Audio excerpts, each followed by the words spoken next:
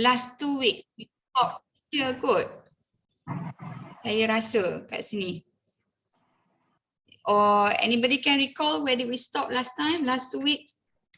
Saya lupa. Dah ke belum this one? Ni belum saya rasa. Yang ni belum. Yang ni belum. Is there anybody can recall where did we stop last time? Doktor, kalau ikutkan yang doktor post link kita punya kelas tu, kan ada link yang doktor bagi untuk last, tapi that one is a week 3 I think. Week 3 ni pun week 3 juga. Tapi dalam week 3 ni banyak. This one. Ada sampai dekat research question. Research question Research question. Research question atas lagi jauhnya.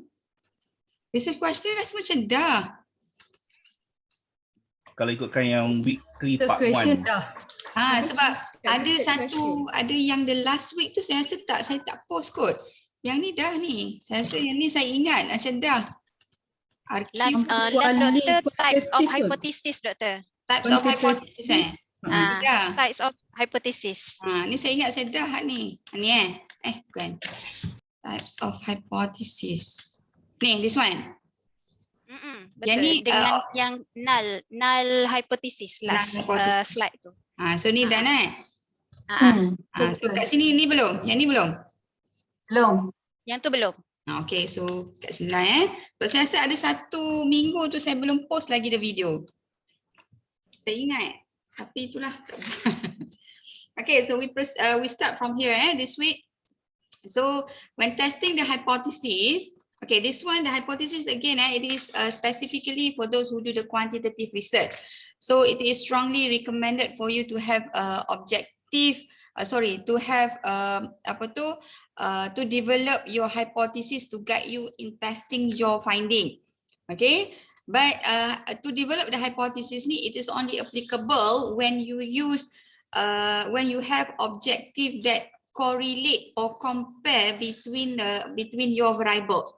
If let's say you in your objective you mention something that is just to describe your variable. For example, you want to describe in terms of the level, mean, mode, and median. So then therefore no need for you to develop the hypothesis. But if you have an objective related to the correlation, for example, to determine the association between your IVs and DV, or to determine the influence of your IVs toward the DV, or you want to compare job performance among gender, male and females, for example. So as long as your objective ni connected to inferential statistics, so therefore it is strongly recommended for you to develop your hypothesis. Okay, so then some of you might ask, Doctor, if I have more than one hypothesis, so how should I write my hypothesis? Okay, if you have 6, for example, you just numbered your hypothesis accordingly. There shouldn't be any problem. Null 1, null 2, research hypothesis 1, null hypothesis 1, research hypothesis 1, null hypothesis 2, research hypothesis 2, and so on. Okay, dia tak ada issue that one. Okay. Okay, so hypothesis ni, when we develop hypothesis ni, it will reflect a specific statistical test. Okay, so most of the time we have only two types of hypothesis. Either the hypothesis related to relationship or effect, in which this one will be connected to association or the influence. Okay, or the hypothesis on different. Dua jenis je biasa kita akan ada. Hypothesis on the relationship or effect, which is for this hypothesis, you may test your finding through multiple linear regression, simple linear regression, or by using the correlation analysis. For example, Pearson product moment correlation, or Pearson product moment correlation, or Spearman rank order correlation. Biasanya itu sahaja yang kita akan pakai untuk this one, to determine the relationship or effect. Unless you are conducting an experimental research. Itu ada different sikit. If you are conducting an experimental research, this one possibly you will use the t-test, ANOVA, and so on. Dia ada semakin tinggi level you all punya design but it depends on the design. Dia ada a few consideration when you develop your hypothesis ni. Okay, so the first one is hypothesis on relationship. So for example, in your study you mentioned the objective to investigate whether adding moving pictures to a presentation will improve pupils' memory of the key content of the presentation. So this is your research objective, for example. So to develop your null hypothesis, you may say that adding moving pictures will not improve pupils' retention of the content. Biasanya null hypothesis ni will always go against whatever the researcher interest. Okay, and then our research hypothesis will be adding moving pictures will improve pupils' retention of the content. So we can see the connection between adding moving pictures with pupils' retention. Okay. Okay, and then for example, the hypothesis on difference. Okay, if the research concerns whether one method of presenting pictorial stimuli leads to better recognition than another, for example, then you can develop your null hypothesis. There is no difference between the two methods. Kalau you already attended your statistics class, so this is the statistical way to represent the comparison between two groups, meaning that group 1 or group 2 similar thing. There is no differences between the two groups. Sama ada kita guna method, the first method or the second method, it does not give any change to the respondent. Okay. Meanwhile, our research hypothesis, different methods of presenting pictorial stimuli resulted in significant difference in recognition. So meaning that mu1 not equals to mu2. Mean for group 1 does not similar to mean for group 2. Okay. Any questions so far? Okay. So to develop your hypothesis, okay, so you need to determine two things. Either you want to develop your hypothesis based on directional or non-directional. Okay, so directional hypothesis meaning that you mention the direction of the relationship in your, direction of the relationship or direction of the differences in your hypothesis. Okay, so for example, if you expect a greater than or less than in the relationship in your result, example, or you expect one group perform better than the other group. So by mentioning this thing, you already indicate the direction of the relationship or the direction of the comparison. You specifically mention which group will be better or expected to be better with another group, or you mention that there will be a positive or negative relationship. So as long as you mention this direction, so the name is directional hypothesis. Okay, clear? For example, another example is there is a positive relationship between employee engagement and job performance. So you indicate there is a positive. So when you mention a positive, it's already indicated the direction of the relationship, meaning that it is directional hypothesis. Kenapa? Why should we determine either it is directional or non-directional? Because it will be connected to the type of statistical analysis later on. Okay. Okay, for the second type is non-directional hypothesis. Non-directional hypothesis, we expect a difference in our results, but we do not know if it will be a greater than or less than relationship. Okay, we do not mention anything on the relationship or on the difference when we mention our hypothesis. So we expect one group is different than the other group. We expect one group will be different, but we do not specify which group. Kita tak specify. For example, we just mentioned there is a significant difference in job performance among male and female employees, but we do not mention which group will score better than which group. Okay, clear? But another example for the non-directional hypothesis for relationship. For example, we just mentioned there is a significant relationship between employee engagement and job performance. Kita kata ada hubungan yang signifikan, but we do not mention either the relationship is positive or negative. Clear? Any question? Which one to choose? Directional or non-directional, Doctor?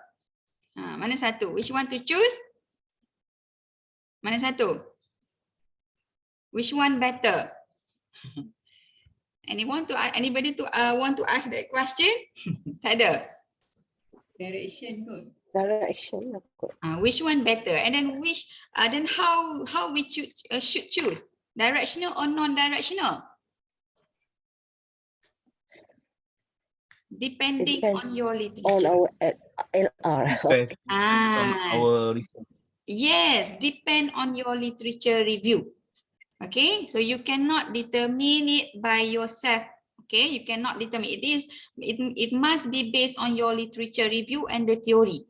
What does the theory and your literature review say about the nature of the relationship between those variables? Okay, refer to the theory and refer to your literature review. If past study mentioned that the majority of past study mentioned that there are positive relationship, then it's strongly recommended for you to propose the positive relationship. Okay, kalau negative, negative lah. Okay, but for example, you have mixed findings. Okay, some of the researchers state positive, some of the researchers state negative. So depending on your stand, depend on your analysis, which one you prone towards to. Itu depend, itu penilaian you all lah balik. Tapi awal tu must be based on literature. Okay. Can I ask a question, Doctor? Yes. You mean I have to read my literature review before I build or create my hypothesis? Yes. That's why I have to create it. Okay. Yes, exactly. You have to read your literature. You cannot start your research by having your own assumption only. Cannot. You still. No, sometimes you read some articles, but when you read deeply, you find the limit research about your title. Sometimes you need to change the title. After that, you need to rebuild. That one different thing, Khalid. That one different thing. Okay. Even though sometimes you have limited studies related to the area, but sometimes it is possibly at least you found the theory that can explain the connection between the two. But if let's say you couldn't find both, then something wrong with the topic. Only something wrong with the topic. Okay. At least you can find the theory. Okay. Thank you, Doctor. Welcome. Okay, so hypothesis only applicable when you are testing on the different treatment or relationship between variables. Again, so hypothesis ni not applicable for analysis that involve descriptive analysis. Descriptive ni is what you learn during your statistic class. It involve the analysis on descriptive, for example, mean, mode, median, MCT, measure of central tendency. Okay, if your objectively connected to this type of statistical analysis, so then it is not applicable for you to develop the hypothesis. Okay, so hypothesis ni only applicable kalau you all ada objective on the different treatment or the relationship. Itu sahaja. Okay, so a hypothesis only applicable for research objective that intend to use inferential statistics as their analysis, and do not applicable for objective that intend to use descriptive statistics as their analysis. Okay. Any questions so far related to hypothesis? There. Okay, next one is significance of the study. Okay, so this section is more detailed explanation of the why of your study. Okay, you need to provide why is it so significant to conduct your study. So it's explore an important issue, meet a recognized need, or fill in a gap in the knowledge base.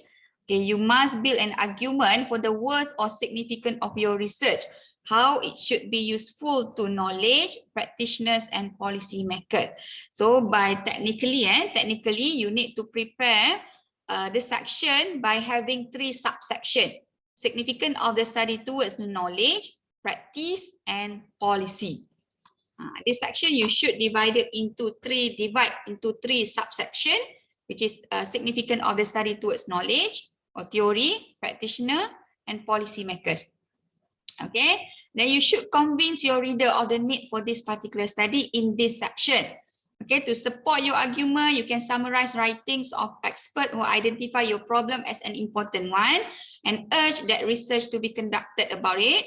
Second, you can show specific data that indicate the severity of the problem and the need to resolve it. Okay, and then Ogden provided some important points. For example, you need to state the rationale should be understandable to any reasonably educated individual, not just to people in your field. So when you prepare the significance of your study, make sure it is not just limited to the people in your area. So probably those from different area pun can have some benefit from your study. Then caution not to oversell the contribution. Do not exaggerate.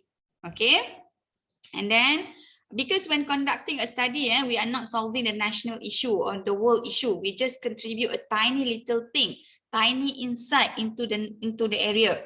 So jangan jadi terlalu ambitious. Okay, kita add something sikit je to the knowledge. Okay, and then finally, no matter which way the result come out, the value of this study should be defended. Either the finding is significant or not significant later on, it is still a finding. Do not manipulate your results. Okay, walaupun later on, after you completed your study, you figure out that none of your IV is significantly connected to your DV. It's okay, it is still a finding. Okay, it's still a finding, even though it is not significant. It gives us something. Okay. And then Conceptual 2009 provided additional insight into writing the significant section of your dissertation by advising to include 3 to 4 reasons that the study adds to the scholarly research, 3-4 reasons about how the study helps improve practice, and then lastly 3 to 4 reasons why the study will improve policy. So sama lah why we need to provide 3 subsection under this significance of the study. Significance of the study to the practice, policy, and theory or body of knowledge. 3 benda. Okay. Next one, assumptions. Okay, so hold on. This one applicable for both qualitative and quantitative research. Dua-dua kena ada. Okay, next one, assumption. So assumption ni not all studies have assumption. Okay, maybe in qualitative study dia tak ada. And then some of the quantitative pun dia tak ada despite. It is not a compulsory section. Okay, but sometimes you may see that some of researchers provide assumption section in their report. So assumption ni are just it is about what we believe to be true but we cannot verify.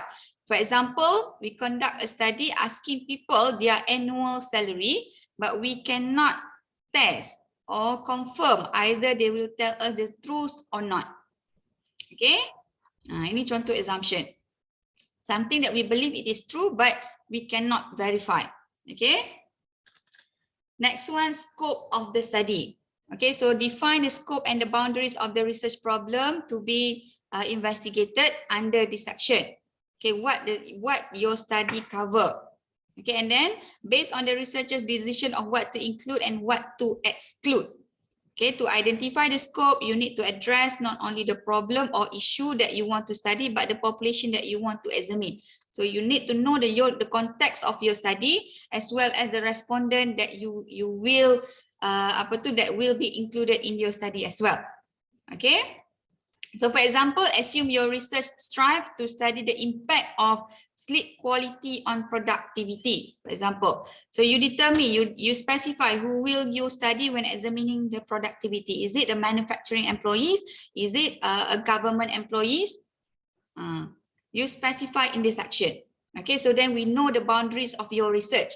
Okay, are you interested in worker productivity, student productivity, or general productivity? So which type of productivity that you are interested with in your study?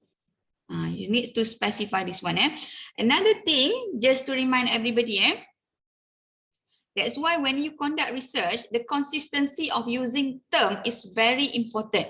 If you use job performance, for example, you in your title you use the term job performance. Do not simply change job performance with job productivity. It might look similar thing, but When defining the two variables, the two concept ni, it will give different meaning. So do not simply change your term. Kadang-kadang kita rasa term tu sama sahaja, memberi maksud yang sama, tapi sebenarnya tak. Dia memberi maksud yang berbeza. So when you use the term job performance in your title, so make sure you use the similar term from the first page until the last page. Do not change. Be consistent with the words or term that you use in your study, because it is connected to the boundary of your study as well. Okay. Okay, and then what demographic do you want to examine? Is there any significant significant criteria related to demography? Okay, then you might ultimately decide that you want to study student productivity for students between the age of 18 and 19. So this is the boundary of your research. Those below it or those above it, you do not cover because the finding probably will be different for different groups. Okay, clear? Soalan? Ada? Okay, next one, limitations. Okay, so limitations are constraints outside of the control of the researchers and inherent to the actual study that could affect the generalizability of the results. So it's related to the validity and reliability of the study. So they are characteristics of the research design or method that are out of your control but influence your research finding. Okay. And then because of this, they determine the internal and external validity of your study and are considered potential weaknesses. Okay, so for example, in chapter 1, we mentioned our hypothesis, students in 5th grade math classes have low level of intrinsic motivation. So research has shown that low level of motivation lead to low level of achievement. So in this case, several limitations might exist, such as things as location. Location when we select our respondent. Mana dah tadi? Okay. So ini contoh location, of the study ni. Okay, so for that's why when you select your the location of your respondent, so then you need to justify why you select that specific location only. Why you do not select another location. So you mention all your research limitation that connected to your study reliability and validity in this section. Okay. This is another example of limitation, issues with sample and selection. For example, you cannot proceed with, for those who conduct the quantitative study, you cannot proceed with random sampling because of difficulties to get information on your respondent. For example, you conduct study related to people living with HIV. So it is very difficult to get the info related to this group of peoples in Malaysia. So then therefore you have to choose or select your respondent conveniently. Okay, and then insufficient sample size, okay, population traits or specific participant for statistical significance. Okay, lack of previous research studies on the topic which has allowed for further analysis, limitation in the technology or instruments used to collect your data. So these are among the example of limitation that you can mention under this section. Okay, to me, I strongly not recommend you to mention the limitation of money and so on, money and time. Okay, because when we conduct our study, we should already have a plan how long our study will take time. Kita dah predict dah. Okay, so then kita tak, supposedly kita tak ada isu yang kita tak cukup masa nak collect data and so on. So biasanya kita tak mention lah that one under the limitation. Okay, any questions so far? Clear Doktor. Yes. Kalau contoh kita nak buat study mengenai integrity among public servant lah in Malaysia. So kita boleh atau tidak kita gunakan 2 atau 3 jabatan saja, maksudnya tak menyeluruh lah. Activity among public servant in Malaysia, meaning that your respondent will be those public service officer lah, right? Betul? Ya, untuk It is penjawat awam.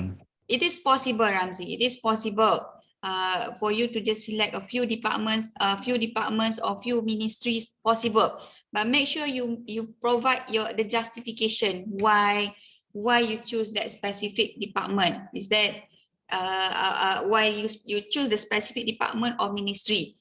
Okay, as long as you have strong justification. Okay, then probably one of the justification will be in terms of their work nature is just similar.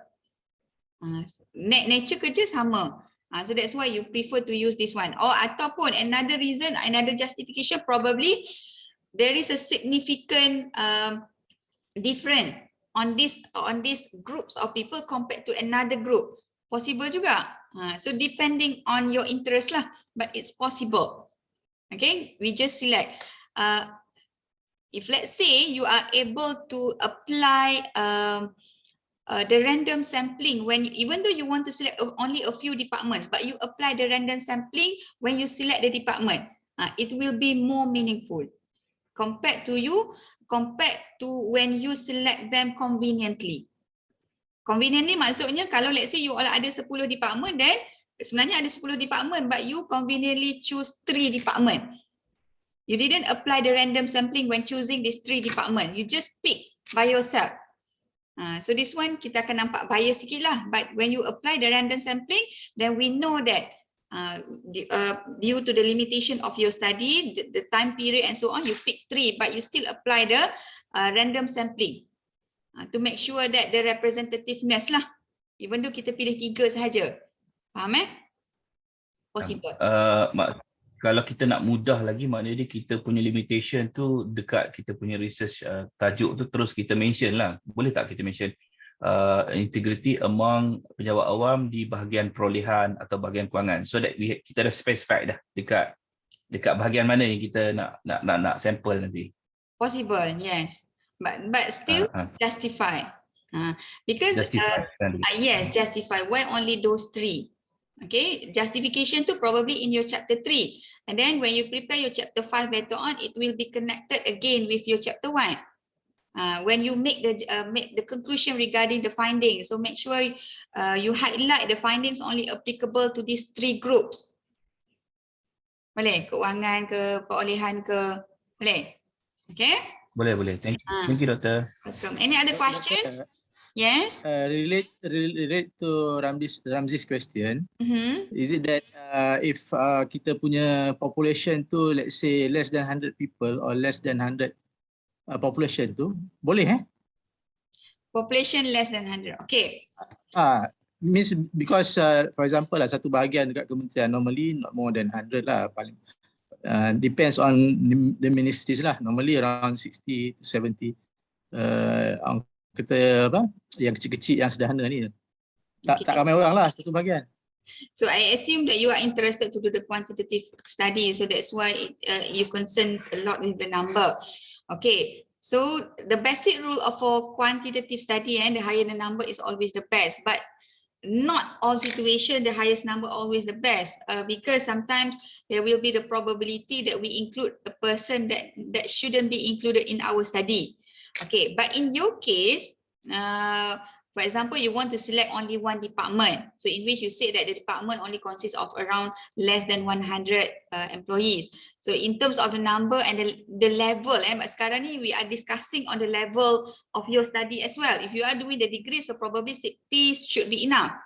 But for master ni, level dia up sikit. So that's why I agree with Ramzi just now. So at least you choose more than 2 or 3 lah. So at least you have an ample size. Okay, and then it is also connected to the type of design, your research design. Ni sebenarnya saya dah ke depan. Okay, have you ever heard the term census? My census. Yang dibuat oleh Jabatan Perangkaan tu. My census. Census is a specific name of a study that conducted among the whole unit within the population. Census is a specific name for a study that being conducted that include all the members, all the units in a population. For example, in your study, you are interested in your organization only, and your organization consists of 60 employees, for example. Then you want to include all the members within your study. So the specific name of this study is census. Faham? Saya jawab tak Syaril? Ke saya tak menjawab? Saya dah pusing pun lain. That means kita punya sampel tu consists of all the population lah. Dia tak ada sampel dah. Memang dia ni memang population. Census tu memang a study that involve the whole unit within your population.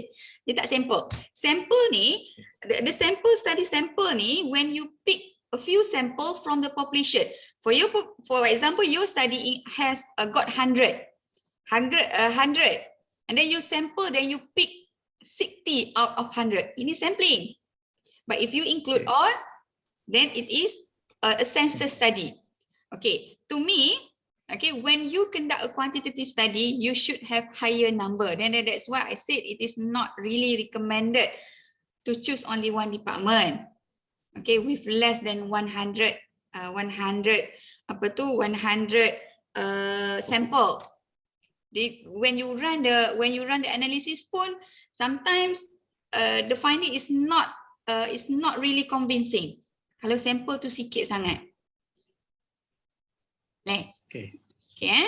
Alah, government officer ramai. Saja tanya. Okay. Okay. Doktor, Yes. so kalau sampel tu sikit sangat untuk buat kuanti, dia boleh bertukar kepada kuali ke? Okay. If you want to change your design from quanti or from quali, please decide from the very beginning. Do not decide at the end of your study because you are killing yourself. Okay? That's why sebelum buat apa-apa, fikir masak-masak dulu. Okay? Fikir, discuss with your supervisor what you want to study, because it's not as simply as you change your food when you want to change your design. Dia bukan semudah tukar baju. No, it's difficult. When you want to change your design after you already collected your data, you need to change everything from your chapter 1. Okay, fikir masak-masak nak buat kual ke kuan. Okay, somehow macam kita dah discuss lah, it depends on your interest, either kual or kuan. Amen. Okay, ada lagi soalan before we proceed with conceptual and operational definitions. So dalam erti kata lain, doktor nak buat research ni cari yang kita arif lah juga. Apa dia? Lagi sekali? Dalam erti kata nak buat research ni, nak buat study ni, kita kena cari yang kita arif jugalah. Kita ada knowledge about it. Yes. We have knowledge in the area. Kalau kita tak ada langsung ni, then therefore you need to read your literature. At least you got some background. Tapi kalau you memang in the area, it is an advantage to you sebab you all dah tahu dah apa dia punya latar belakang, the findings, kesan dia. Sebab tu pentingnya kalau kita ada orang yang memang dah practitioner in the area. Lagi senang. Okay? Tak ada dah Okay, so now conceptual and operational definition. So conceptual definition ni is the abstract or theoretical meaning of a concept. Okay, being studied. So, for example, the term performance, job performance. So, what is the general definition of job performance that you can find in literature? Okay, so conceptual definition, it can be a basis for you to develop your operational definition. Okay, so even it's seemingly straightforward terms need to be conceptually defined. Okay, by researcher. So to come up with your conceptual definition, then you need to refer to your past studies, to past researcher, what they define with job performance. Okay, make your own analysis. Okay, apa yang dia orang definekan dengan job performance ni? Okay, so for example, the concept of spirituality. Ini contoh. Okay, Chiu and Click 2004 did a comprehensive review of how spirituality was conceptually defined in the research literature and found that current definitions revolve around 4 distinct themes: existential reality, transcendence, connectedness, and power or force or energy. Ada 4 elemen. Okay, and then researchers undertaking studies of spirituality need to make clear which conceptual definition of spirituality they have adopted. That's why saya kata term ni sangat penting. Pemilihan, the term that you choose is really important. Okay, when you pick one term, you go through the literature and you search for the definition. Definition ni akan berbeza. Kita nampak bendanya sama. Okay, tapi sebenarnya dia tak sama. Okay, the element that being covered by that specific terms will be different. Okay, and then in qualitative studies, conceptual definition of key phenomena may be a measure and product. Kalau dalam qualitative, so probably defining the term ni can be the finding for a qualitative study, but different for quantitative research. Quantitative research, before you start your study, you start your research, you need to have a clear definition of what the variables included in your study. Memang kena clear, tapi kalau yang buat kuali lain. Okay, the finding tu can be the definition for that particular phenomena. Okay, and then reflecting the intent to have the meaning of concept define the participant themselves. Ini for qualitative lah Okay, the concept to been defined by the selected respondent or informant. In quantitative studies, however, researchers clarify and define research concepts as the outset because they must indicate how variables will be observed and measured. Okay, so under the conceptual definition, we will try to determine, okay, what are the elements covered under that specific terms based on past researchers. Itu yang kita nak tahu dulu. Bila kita kata when we mention job performance, so what should be included under job performance? Okay, the analogy that I always love to use is, if let's say I want to know Al-Halwa, for example, saya nak kenal Al-Halwa, so what are the elements that I should included in my measurement to know Al-Halwa in details? Contoh, saya nak tahu kepala dia ke, badan dia ke, kaki dia. So I need to know these elements so that I can recognize or differentiate Al-Halwa with Anissa contohnya. Faham Itu dia punya fungsi conceptual definition in quantitative study. Okay. Meanwhile, an operational definition specifies the operation that researchers must perform to collect the required information on a particular concept. Okay, so operational definition should be in line with the conceptual definition. For example, okay, again based on spirituality ni, Chu ni tadi dia kata, they mentioned that to measure spirituality ni consists of 4 elements. These 4 elements. Then it has been agreed by most researchers that if you want to know in details regarding spirituality, then you need to consider these 4 elements. But if let's say in your study, you just want to cover 2 elements of existential reality and connectedness, so you specify this one under your operational definition. Itu sahaja yang you nak includekan dalam study you on. You tak includekan semua, you includekan only 2 elements. Okay. So for example, on weight. So operational definition, the amount that an object weighs in kilograms to the nearest kilogram. So this definition designate that weight is determined by one measuring system, kg, rather than another measurement, which is example pound. You specify on how you are going to measure that element indicated under your conceptual definition. Okay, so operational definition, it should be aligned with your instrument. That's why when you are able to prepare your operational definition, you should already have the idea related to your instrument for those who interested in quantitative research. Bab 1 ni dah nampak dah bab 3, your instrument. Okay. So there are multiple methods of measuring most variables, and researchers must choose the method that best captures the variables under study. Okay, so for example, anxiety, which can be defined in terms of either psychology or psychological functioning. Contoh lain, anxiety ni you can measure either based on physiology or psychology. functioning, dua benda. Okay, for researchers choosing to emphasize physiologic aspects of anxiety, so the operational definition might involve measurements of extent of sweating through the palmar sweat index. So they can measure the sweating, the extent of sweating by using PSI instrument. Because they want to measure anxiety based on physiologic perspective, perspective. Okay, so that's why they boleh guna palmar sweat index. Okay, but if let's say researcher conceptualize anxiety as psychological state, okay, the operational definition might involve a paper and pencil measure such as the state anxiety scale. Okay, state anxiety scale ini more kepada psychology. Okay, even they may not be full agreement in the research or clinical community in terms of the chosen conceptual and operational definition in a particular report, still this definition must be spelled out clearly in the report. Maksudnya, your operational definition ni will give the direction on how your study will measure your variable, and then this also will set the boundaries of your study.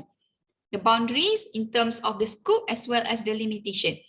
For example, when you choose to measure the anxiety in terms of the psychological perspective, then meaning that your study, the finding of your study ni only look at the psychological perspective, not on the physiology.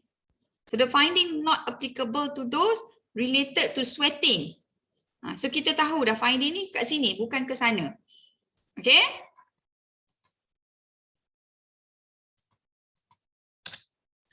Okay, example of operational definition, for example, empowerment. It is referring to a process that enables people to do what they do best and for which they are held accountable. Site-based management, a system that increases people's authority at the school site and involve them in implementing decision. Transformational leaders, someone in authority who articulates a clear vision for the future.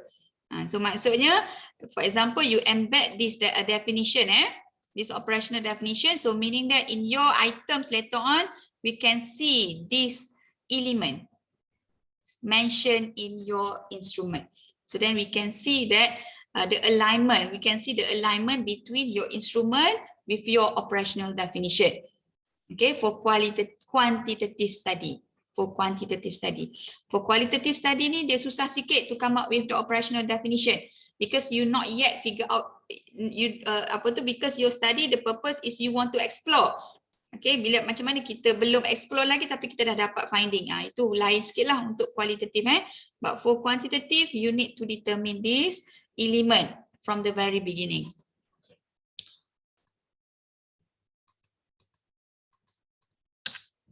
Okay, any questions so far?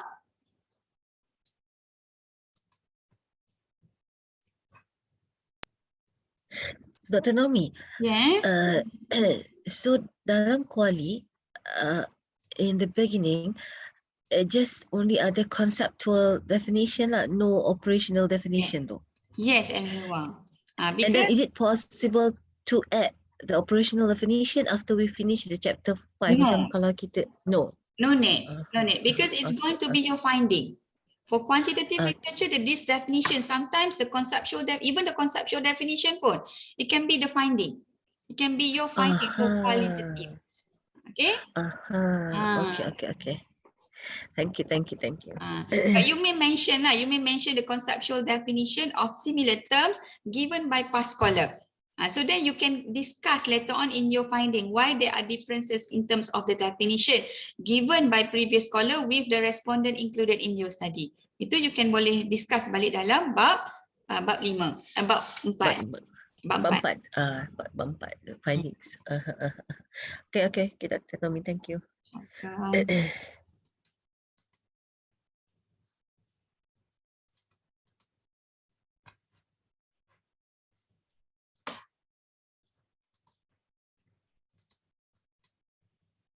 Before I forgot, make sure you mark your attendance through Putra Plus, lupa. Okay, next one on literature review. So supposedly we already start the literature review lah, but I divide the section according to your chapter. Sebenarnya daripada awal you all dah patut buat literature review dah. Okay. Okay, so at the end of the session, students are able to define what is literature review, determine the purpose and importance of literature review, and then identify different literature review techniques. Okay. Okay, so what is literature review? Apa literature review ni? Is it read books only? Apa dia literature review? Okay, so it is a comprehensive examination of information that exists related to the research, to the topic, okay, to the research topic. Okay, to gather scholarly information about the topic to build foundational knowledge related to the research project. Okay, a literature review can have many different purposes and can be written from a particular perspective. For instance, the review can be based on empirical primary research, meaning that you refer to the empirical journal, okay, and then you want to make literature. You want to make a review related to research methods that been used by previous study related to your area. Theories or practical intervention. You want to figure out what are the theories, okay, that been used in your area, okay, and then conceptual review. Okay, so ini contoh. Okay, so it is an appropriate summary of previous work. So literature review ni is a part of summary of previous work. Okay, but when you prepare your literature review, you need to add the dimension of your own interpretation. That's why when you prepare your literature review ni, it is not just based on the plain reading. Okay, maksudnya you baca, you copy and paste. No, it's not just that. Okay, literature review ni should go together with the analysis. Okay, the analysis of past study. For example, you want to know the definition of job performance. Then you go through the literature, you compile all the research related to job performance, and then you make comparison related to the definition of job performance given by different scholar. Okay, then later on you make your decision which perspective you want to follow. Buat analysis tu dulu, comparison dulu. Okay, so then you need to analyze, apply, synthesis, and evaluate information. Okay, so kalau kita recall again, the step in research process, we start with problem, literature review, hypothesis, design and conduct study, conclusion, and report. So it involves reading, so more reading, okay, including literature review. So when you read ni, it should be together with the analysis. Make your analysis. Okay, so but when you have a thorough literature review, it will help you in defending your research later on. You tahu the flaws of past studies. You know what are the strength of your study compared to past studies. You can determine how much studies being conducted in the area and how much studies has been conducted in manufacturing companies. Who are those scholars? You all dah tahu dah. Okay. Okay, so when determining our literature review, we need to rely on few sources. Okay, so the sources ni can be from 3 sources: general references, primary sources, and secondary sources. Okay, so the scholarly literature information. So what is scholarly literature information?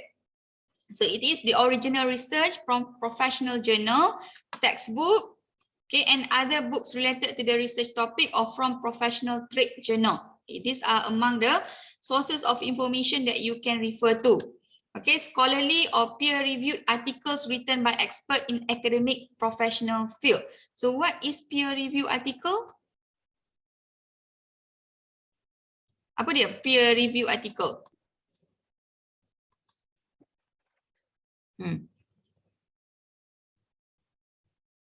Anybody? What is peer-reviewed article?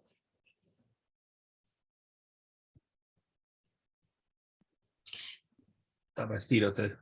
Okay, so peer review article ni ada article that went through the blinded review.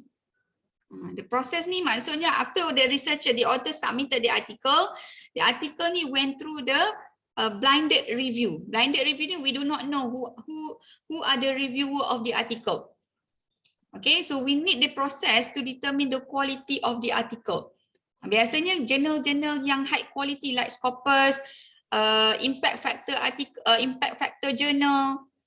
So we went through this process, peer reviewed journal. Okay, because some of the articles when you go through the the literature or the searching engine, dia tak ada pun proses peer review ni. Okay, peer review process ni will determine the quality of the article.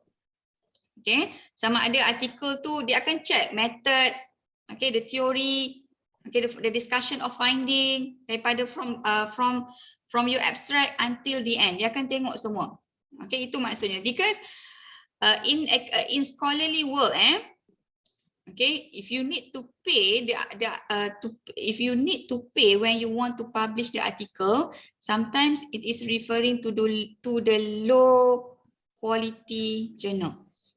But if the journal referring to the journal that when you want to publish, you didn't need to pay a penny, itu biasanya journal yang berkualiti.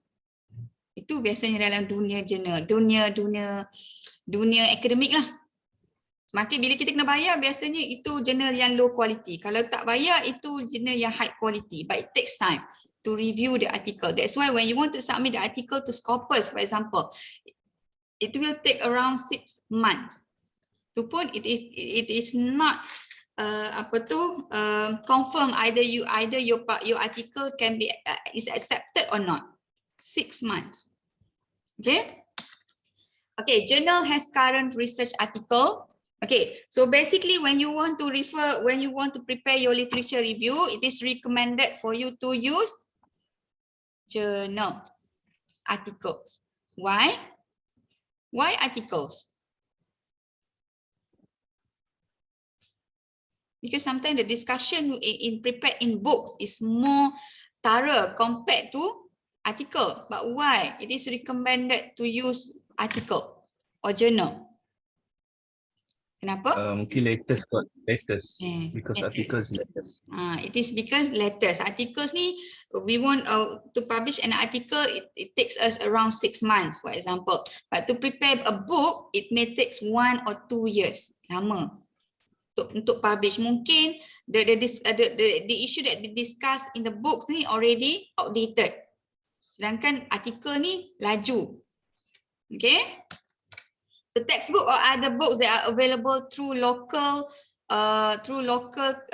bookstore can provide valuable information about the topic in more general terms than a research journal article. So ini lagi satu lah. So buku biasanya they provide the discussion in general.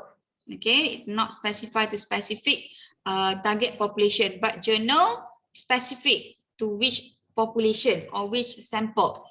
Okay.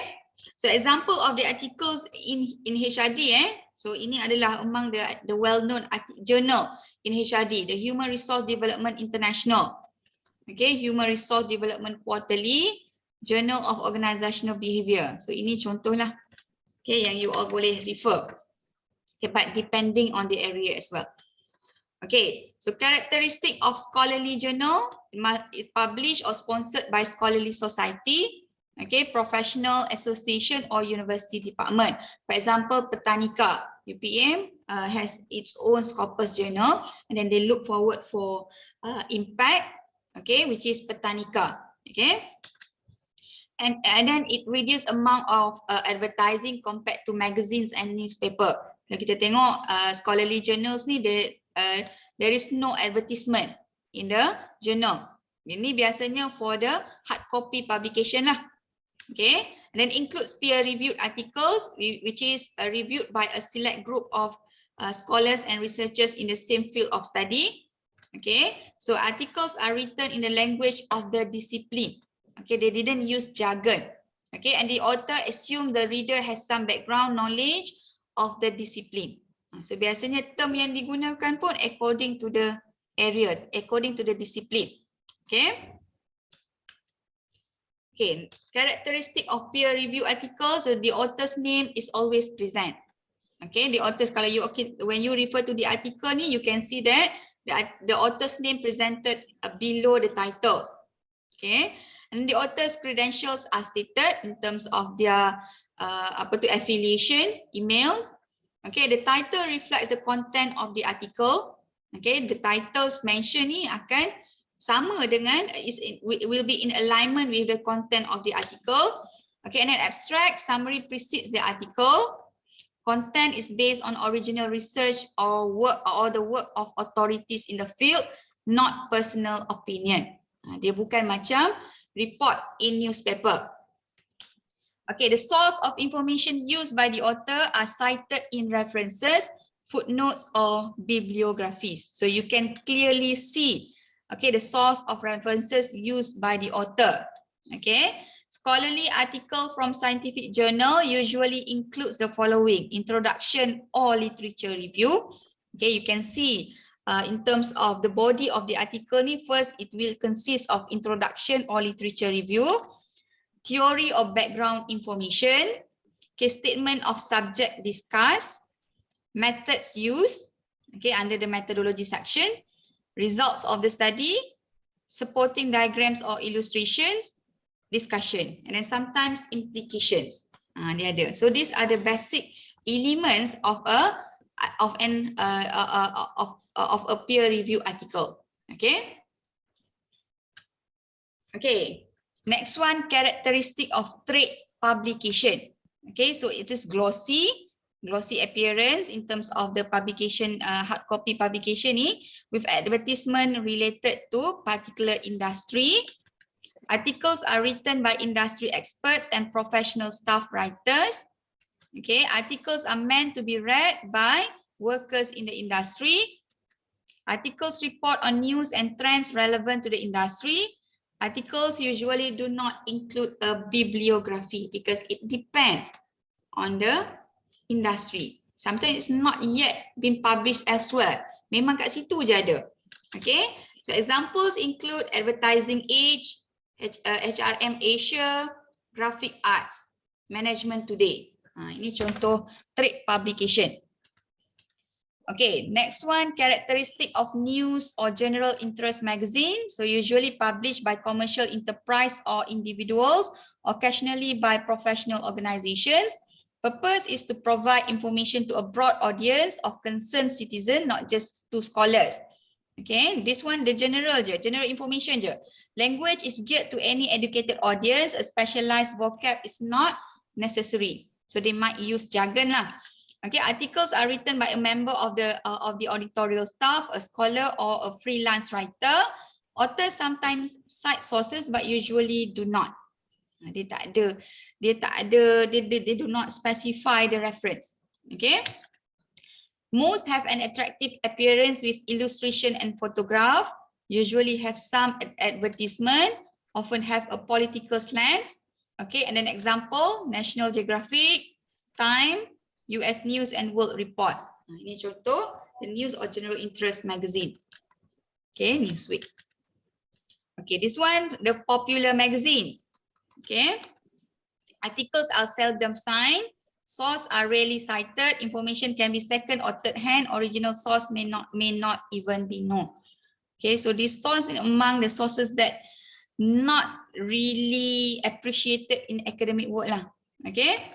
Articles are usually short with little depth, often published on sleek paper, are attractive with a lot of pictures and graphic, and are full of advertisement, published to entertain the reader, sell product, or to promote a viewpoint. Okay, for example, Ebony, Glamour, Parents, Reader Digest. Ini contoh. Okay. Okay, any questions so far? Okay, so when referring to your literature, and sometimes we can see that we rarely found that the authors use dictionary as the reference. The author use magazine because magazine the authors who wrote the articles in magazine or in newspaper, they didn't discuss in details regarding the issue. They just give their opinion, which is the opinion might be biased. So that's why it is not really appreciated or preferable in academic work. Academic work ni, when you mention something, you should come up with the support, the justification. It is the essence of empirical or academic work. Kita kena prove. Bila kita kata ni, kita kena kata ni. And then another thing is to avoid any court issue. Because any statement that is biased or without any proper reference of facts, okay, the owner or somebody that has interest on the area ni, okay, or the people in the discussion ni may sue you during for the wrong information provided. So that's why kita kena letak source tu, pentingnya letak sumber. Okay, bila kita nak kata something, then we mention the reference. Okay, so what is or are the purpose of literature review? Okay, first we want to identify the theories. The theories related to our area to provide the factual information related to the research topic. We want to determine the nature of the relationship. For example, we want to determine the variables that influence the DV, contohnya. Okay, clarifies the problem, focus and justification for the study. We want to clarify or we want to justify that the issue exists. Okay, helps develop research question, identify what has been studied or needs to be investigated further. Ini penting. Because when we conduct research ni, we don't want our study to be redundant sebenarnya. Redundant. Kalau kita buat kajian yang dah ada, so what is the value? Kalau kajian tu dah ada dah banyak dah. For example, the study related to job satisfaction. Dia dah tepu dah already saturated. There's nothing new in job satisfaction area. So kita rasa boring dah. Even kalau kita review artikel pun bila nampak the term job satisfaction tu is really, dia dah sampai satu tahap tu annoying dah. Dia rasa annoying dah kalau tengok the term job satisfaction ni. Dah tepu dah. Okay, so when you do your literature review, so you will identify what else to be investigated. Kalau let's say still you are interested in job satisfaction, so what else in the area of job satisfaction that need to be filled in? Apa lagi selain daripada job satisfaction itself? Okay, and then identify main yes. Doktor, kalau tadi doktor dia cakap pasal job satisfaction ni dah banyak orang buat. So ada doktor ada few topik ataupun tajuk yang mungkin jarang orang buat lah, yang mungkin boleh jadi guide kepada kita orang ke macam mana? Cadangan lah. Banyak. HRD ni there are a lot of things to not yet been covered in HRD. For example, corporate social responsibility, integrity, deviance behavior, bullying among lecturers, among academician, contoh. Apa lagi? Body language. Tak banyak kalau in Malaysia. Body language. Mental harassment. Mental harassment at workplace. Betul, there's a lot of things. Mental harassment. Boleh jadi. Saya bukan apa tahu. Ya. Team building ataupun group effort of program. Group effort. Dekat Malaysia. Group effort program Yang that one kena kepentingan team building program dalam organisasi jabatan dalam meningkatkan kualiti kerja di organisasi. Banyak kot. Tapi tu kena tanya orang team building lah. OD ke, kena tanya tu. Kalau in my area sendiri banyak. For example, yes. For example, kalau topik-topik yang kita yang jarang lah, yang tak banyak buat ni, so macam mana kita kena identify dia punya penyataan masalah ataupun contoh-contoh literature review? Okay, sometimes the topic not much been discussed in literature, but sometimes you are the one who didn't found the correct keywords.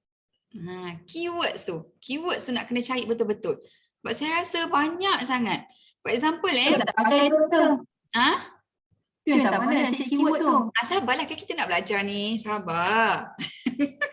Baru ambil research method ni, sabar. Nanti kita akan belajar macam mana nak identify keywords.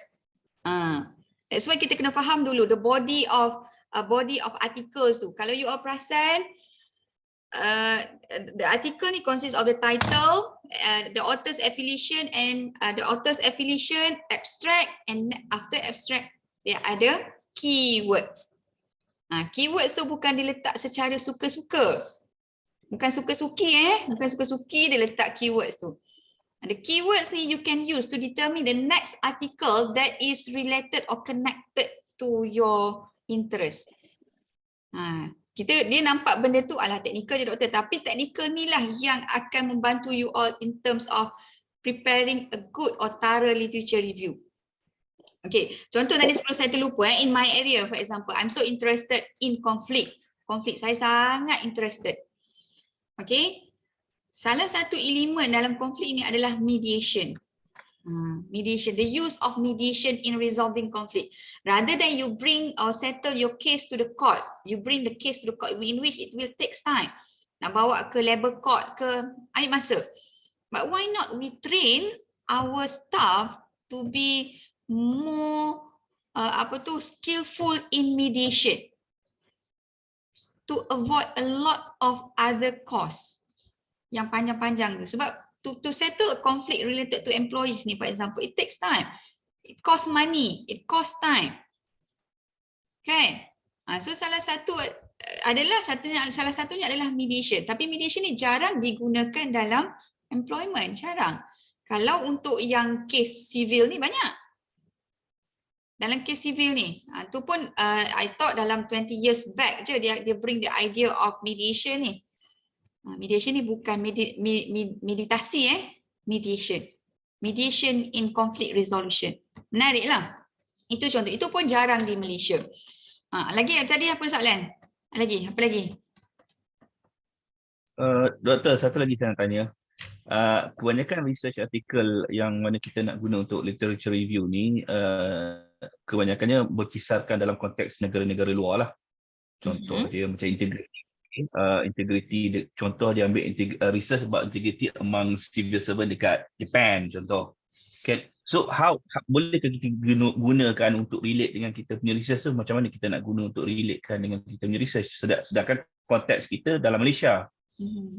Okay. First, we take the advantage of us as a Malaysian citizen. We know our culture. The integrity ni rarely been discussed because sometimes orang kita tak suka discuss something yang negatif. Betul tak? Ini memang budaya Malaysia. Okay, then you can try to embed because I know that there is, kalau related to integrity ni, I can say that there's still little evidence. Susah nak buat ni sebab you need to be very careful. Sama juga dengan area related to gender. Gender ni pun jarang orang sebab tak berani. You nampak senang tapi when you go through the literature, you will be involved in so many dilemma. Gender ni akan berkait dengan religion, which is very sensitive in Malaysia. Belief, culture, very sensitive. Benda-benda yang ni. So sama dengan integrity ni, so even it is rarely been touched in Malaysia, but you still can embed. But when describing the setting of your study, really or connect it with Malaysian culture. That's why ni kena attend kelas culture lah pula. Which is culture Malaysia ni memang dia tak suka. Dia tak suka nak discuss sesuatu yang negatif. Tambah-tambah when it is connected to religion. Integrity ni ada, dia akan connect dengan religion juga. Ada sikit. Boleh, tapi still, the basis tu, we still can refer to the study available from another country. But make sure you go through dulu. In Malaysia ni, how many studies related to integrity are available? Berapa banyak? 50 ke? 30 ke? Or only 10 ke? Yang really connected to your interest? Okay? Then you determine what are the flaws in those studies. Okay? Then you boleh embed, masukkan yang kat luar tu. First konteks kita dulu. Okay? Ya, Syarif. Doktor, just now you mentioned about gender. Kalau kita nak touch about woman leader lah, let's say for example kita nak tengok dia punya career advancement kan, and a few factors that affect the career advancements of women leader. Okay tak? Boleh? Boleh women leaders. Menarik. And then let's say dia punya population dia, kita letaklah satu ministry, for example Ministry of Education ke. Okay, kalau saya tanya women leaders, what do you mean by women leaders? Who considered as women leaders? Women leaders ni kalau in government consists of those yang dalam grade 44 to 52 lah, lebih middle managers. So not necessarily someone that hold any position lah. Tak ada, tak semestinya. Yes. Not necessarily the CEO or KSU ke, that's because dia tinggi sangat kan, and then maybe less dia punya sample tu. So maybe we can put dia punya terms tu, dia punya barrier tu ataupun dia punya tu kan within 40 yang grade 44 to 54 for example. But something to ponder lah Syaril kan. Saja je nak bagi rasa macam tercabar sikit. Is it everybody with grade 41 and above ni considered to be a leader? Then how you can differentiate between a leader and a boss? Saja tanya. Okay, grade 44 ni normally they have a few subordinates lah. Sama tak boss dengan leader? So dia nak bezakan. Grade 41 tu normally dia tak ada subordinate yang in professional grade tak adalah, maybe, tapi staff sokongan adalah. Tapi to be fair tu kita up sikit lah dia punya grade. So 44 maybe dia few lah. Boleh tak tu? That means kita mention dia as a leader, Doktor. Tapi sama tak? Kalau you all attend any leadership class, is it similar between a leader and a boss? Saja tanya. Sama tapi serupa. Tak, it's okay. I'm not looking for the answer, but something for you to ponder as a researcher lah. Something that you can ask yourself. Bila kita bekerja kan, because sometimes a leader ni someone that is inspiring us, motivate us, kan? But sometimes when we are working within the organisation, we are actually working with a leader or with a boss. Saja tanya. Rephrase lah, Doktor. Apa dia? Tak apa, tapi I'm not sure, but it sounds like qualitative is more meaningful in the area.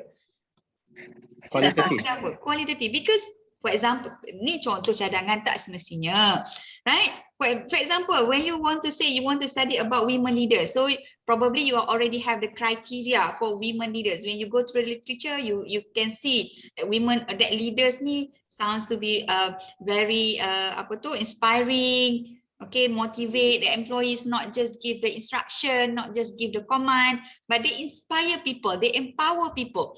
So then to determine this the person with this criteria, so probably then you can do the snowballing. You ask the subordinate, siapa yang ada kriteria macam ni, instead of do the quantitative, kan? Contoh, saya bagi contoh. Ya, siapa tadi yang tanya soalan tadi? Thank you, Doktor. Itu dia idea je, banyak sangat benda yang belum dikaji. Ya, apa lagi? Ada soalan tadi tak? Tak ada dah? Okay, tak ada. Okay, so it also can provide a context for your own research. Okay, provide a background to and often a rationale for further research. Itu kepentingan the significant the significance of literature review. Okay, so we will identify either the work has been done or not. But again, saya cakap kalau boleh kita tak nak buat sesuatu yang dah dibuat oleh orang lain.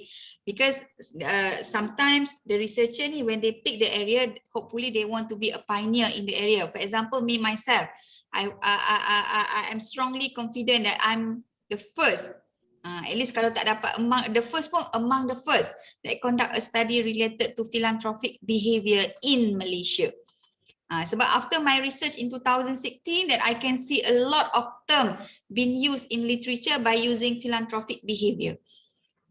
Sebab apa? I'm really confident with my study because I did my thorough literature. Saya buat literature kat Malaysia ni memang tak ada. Memang tak ada person that use the term. And even during when... Berapa lama doktor buat tu? 3.5 years. Tapi literature tu memang thorough.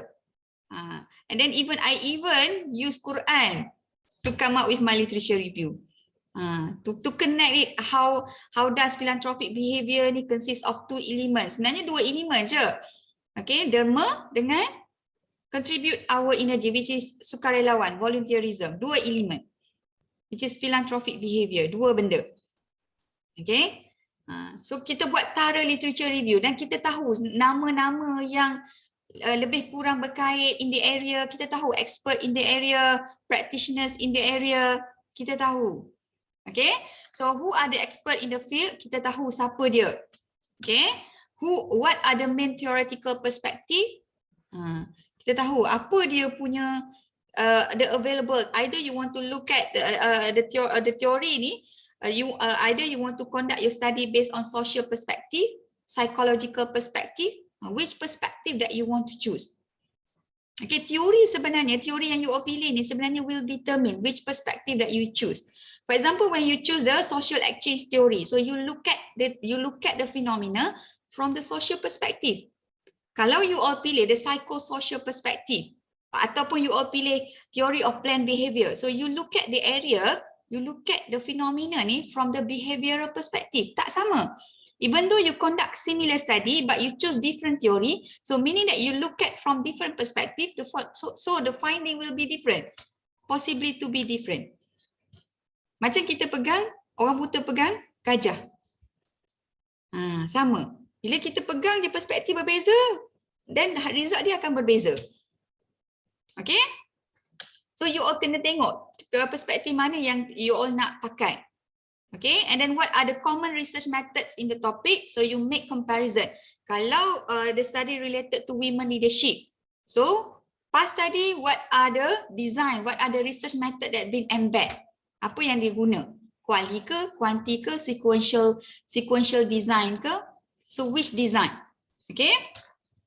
What are the main problems in researching the topic? Kalau for example you study women's leadership, so apa the difficulties yang you will face? Okay, that has been faced by past researcher. So that kita akan aware benda yang sama mungkin boleh berlaku bila kita kaji area tu. Okay, and then are there any major controversies in this topic? For example, studies related to gender in Malaysia. Do you know what is the definition of gender in Malaysia? It is not based on the intimate organ, bukan. Shockingly, it is based on the people, the individual interest. Dia nak rasa apa, dia rasa dia apa. Even though he has penis, tapi kalau dia rasa dia adalah perempuan, then by definition in literature dia adalah perempuan. Which is yes. More than 2 genders lah. That means yes. we have to recognize more than 2 genders. Yes. Bukan Oh more than recognize more than 2 genders. No. Kalau you perasan, the definition ni, that's why sebenarnya government very careful in this area. Sebenarnya, saya sebenarnya agak terkejut tau, because last time, last 4 years ago, I taught this course, gender studies. When I go through the literature, saya rasa nak menangis. Rasa nak menangis sebab kita orang Islam kan. Rasa nak menangis. Bila kita go through, sebenarnya the definition of gender based on this intimate organ ni only been used in medic sahaja. Medical sahaja yang guna this still stick to this definition. The whole world and even in Malaysia ni dah masuk dah that fahaman tu. Jadi sajak betul lah. That's why. That's why. Okay, the NGOs behind him ni memang stick for the human right. Human right inilah yang the idea that been brought by the human right. Sebab tu I really confident why the government really careful, take the careful step when dealing with the issue. Sebab dia banyak isu ke belakang. Sebab bila when I go through the literature ni, saya tak berani nak proceed further. Takut. Even we have expert last few years, kita ada expert in the area, tapi dia tak berani nak declare yang dia adalah expert in gender. Takut. Sebab kita akan ada dilema with our religion, with our culture. Sangat takut kan, mati kan tak diterima kubur pula. Okay, contoh tu contoh. Is the topic open for hypothesis testing? Because sometimes there's something that you cannot test. Religion, for example. Kadang buat sekarang ni they change to spirituality, akidah. Apa lagi? Something yang you cannot, God, for example, Allah. Something you cannot hypothesize or you cannot test. Ada benda So is the topic is trivial one. Kita tengoklah. Okay. So ini sebenarnya yang kita takutkan bila kita buat research lah. We don't want someone to have exactly the same study as us. Kadang-kadang kita rasa sebab kita when we do not conduct our thorough literature review, there might be this possibility might happen. Maknanya dah ada orang buat sama macam kita. Sebenarnya bila kita buat master science or PhD, we want to contribute a new knowledge, novelty lah, the novelty. Tapi I do understand lah for those who do the master by coursework because you have limited time. Lain sikit lah the orientation. Tapi for those who do the master science and PhD, kalau boleh kita dah spend 4 years. So we want to contribute some novelty to the area. So kita tak nak benda ni berlaku. Okay. Okay, so these are the literature review process. So it starts with the research question and objective. You define the parameters, the purpose and objective of the review of your question so that you know the boundary. You know the boundary of your study from the very beginning. Because why? When you go through the literature, you will see or you will find a lot of interesting area in your mind. Ni menarik, ni menarik, ni menarik. Last. You don't know which one to focus on. So stick to the area from the very beginning. Kalau nak ada adjustment pun just a little bit adjustment. Okay, so conduct search, you conduct the search. Okay, generate search term. Okay, generate search term ni meaning that you identify the keywords. This is the technical, the technical, tapi very important. Okay, you identify the keywords that been used in your area. Job performance. Kalau in social research, probably job performance. In engineering, they might use job productivity. So term tu. Okay. So sometimes when you use the right terms, okay, kadang-kadang kita when we search the topic in our discipline, we couldn't found any. But if we change a little bit our search term ni, okay, dalam area lain banyak. For example, mediation tadi. Okay, in employment area memang limited. But in civil case, there's a lot of mediation. So banyak, okay? And then you conduct the search. Kalau nak conduct the search ni, you need to know the searching engine that you want to use. Either you want to use the library ataupun you want to use the Google Scholar. Okay? And obtain your literature. Okay, evaluate. So you download your literature and then you evaluate. Evaluate means that you do your own analysis. So when I mention you do your own analysis, meaning that you need to have your own system. Takkanlah possible kita nak buat analysis by just reading our article. Is it possible? So meaning you need to have your system. What is your system? Last time what I used was Excel. I use Excel. Okay, I developed the literature review matrix. So same goes as what I've shared for our assignment. Benda itulah yang digunakan. Okay, it is a little bit macam manual. Okay, some of you might use Mendeley, for example, Mendeley, software Mendeley. But be careful with the system. Last time, when I did my PhD last time, during my a peak time, urgent bila kita betul-betul nak dapatkan data tu, the system corrupt. So I lost everything in the document. Semua hilang. Okay, so make sure you use a stable system to manage your literature, your article. Okay, and then you record. Okay, and then again you generate search term untuk tengok lagi ada lagi ke tak. Okay, so you keep repeating the same thing. Okay. So ini dia punya steps in conducting a literature review. You identify keywords or descriptors, keywords to the area. Okay, create a search query and then identify relevant literature sources search the literature and collect relevant materials, critically read and analyze the literature, synthesize the literature, organize the literature, write the literature review. Nah, ini sepatutnya proses to write your literature review. Dia bukannya copy and paste sepatutnya. Okay. First, identify keywords. So identify keywords in your title and central research question. So identify dulu. First, after you identify your topic, then list down the keywords. Okay. From your research question and working title, compile a list of keywords or descriptors related to your topic. Okay, for example, this is your topic, and what effect does parental involvement have on dropout rate of bilingual middle school students? So the keywords possibly parental involvement, dropout rate, bilingual middle school students. So ini contoh. Next, synonym. Tadi baru we extract exactly from the title. Now the synonym. So synonym for parental involvement are parent participation, mother involvement, father involvement. Then synonyms for bilingual include English as a second language, English language learners. Ini contoh. Okay. So be creative. Okay. Next one. Create a search query. Okay. Using the example from step 1, what effect does parental involvement have on dropout rate of bilingual middle school students? So you would create a search query that looks like this.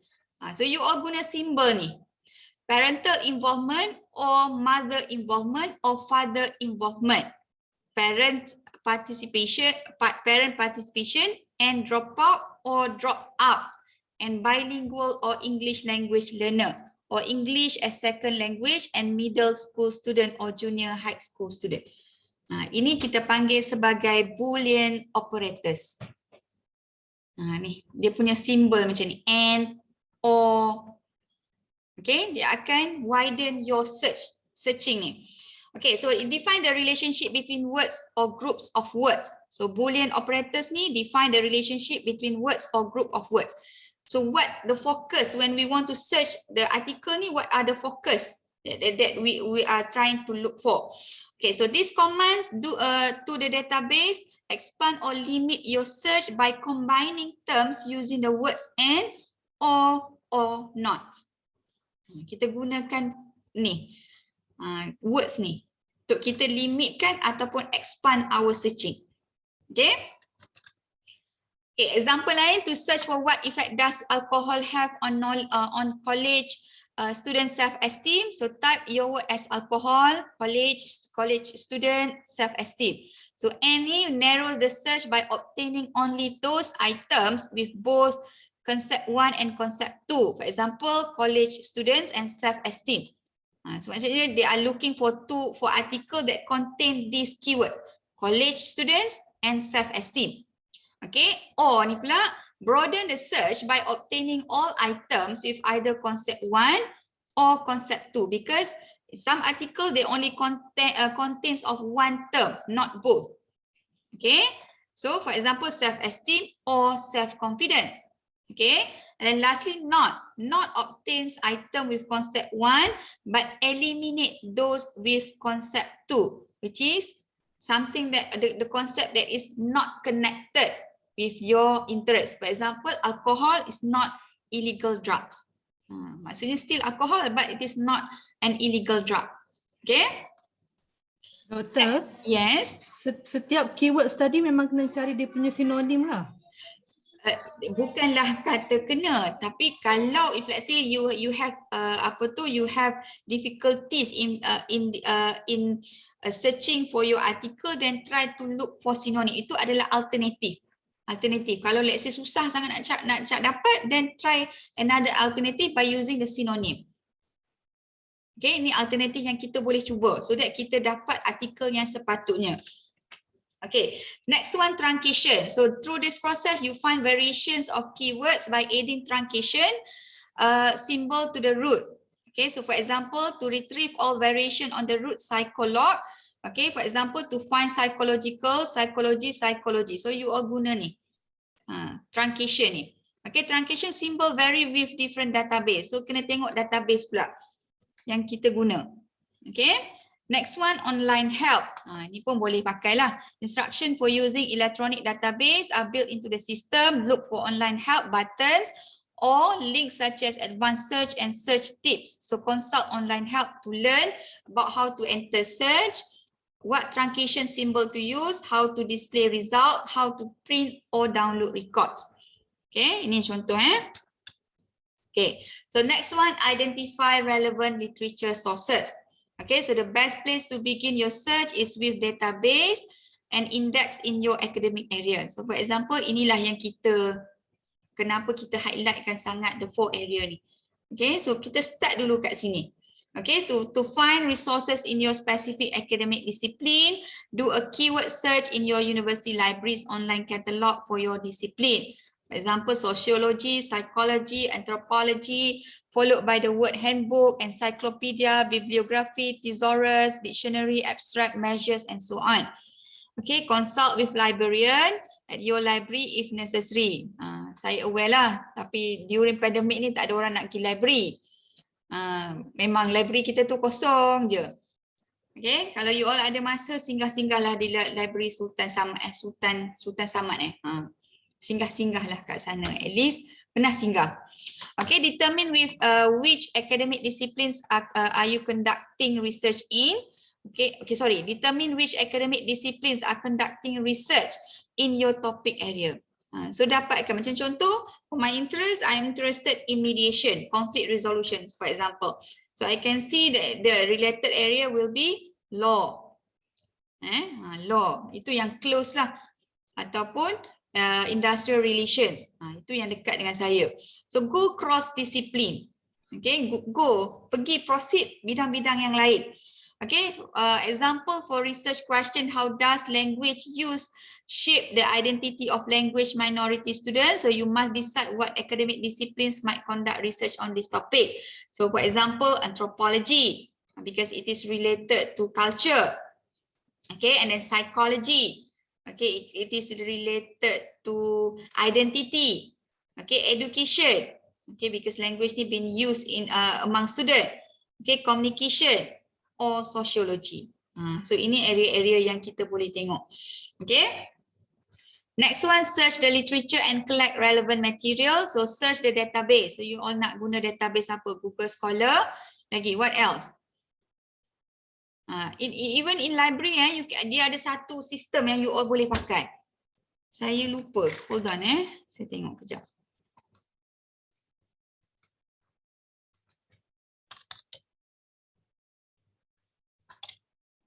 UPM Easy Access ke Dr. Nomi? I think so. UPM Easy Access. Saya selalu guna tu. Tapi saya selalu terlupa nama dia.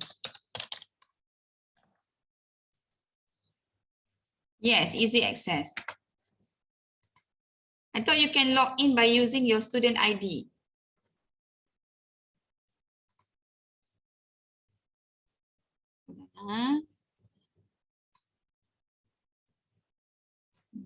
Session.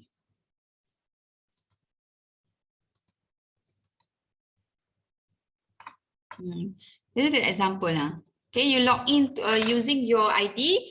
Okay, and then if let's say you want to check for journal quality, then you can choose JCR, Journal Citation Index. Journal Citation Report. Ini kalau kita nak tengok the quality of the article. JCR ni. Alamak. Dia tak connect lah pula. But this one lah, JCR ni, if you want to check on the ranking of the article, the quality of article. JSTOR ni pun ada kat sini. So you can open from here. Okay, kalau you all buka ni. Okay, pick your database. Next one.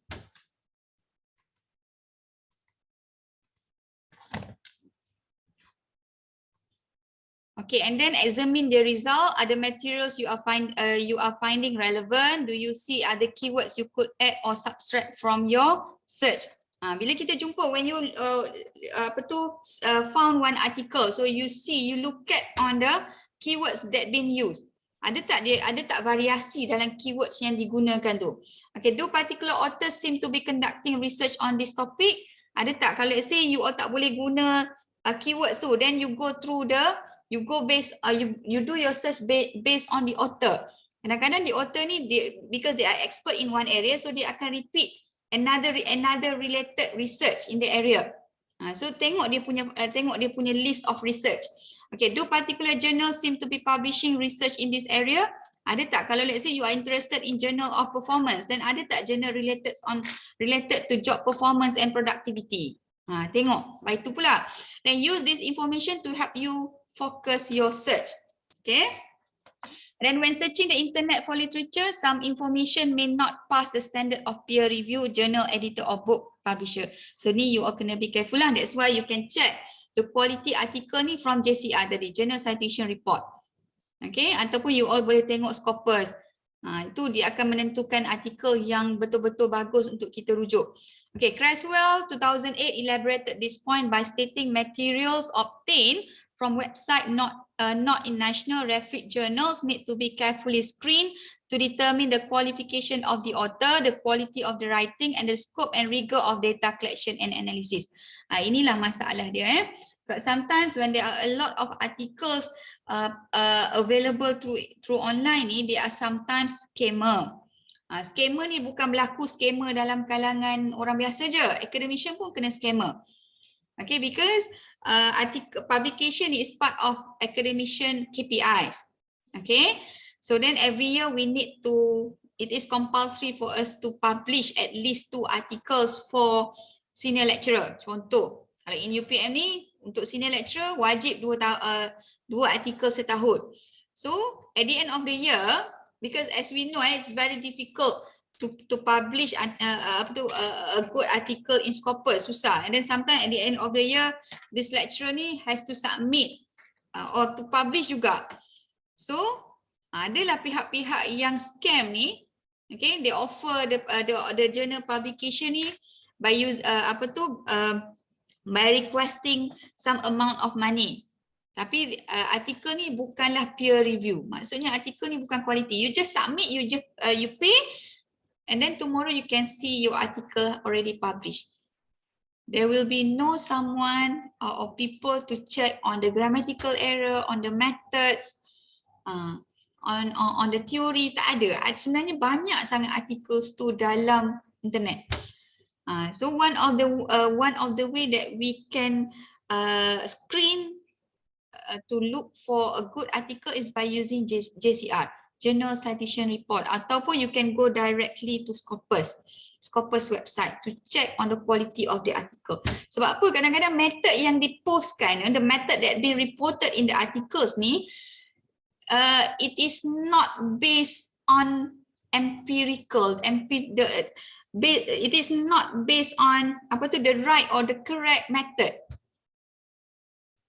You all kena be very careful. So that's why bila method kita salah, the findings pun akan salah. That's why some of the articles, when you read the article, you can see a lot of spelling errors. Kan? Banyak sangat spelling errors tak disemak. Kalau tapi dalam journal Scopus, then you can see the standard of writing is very good.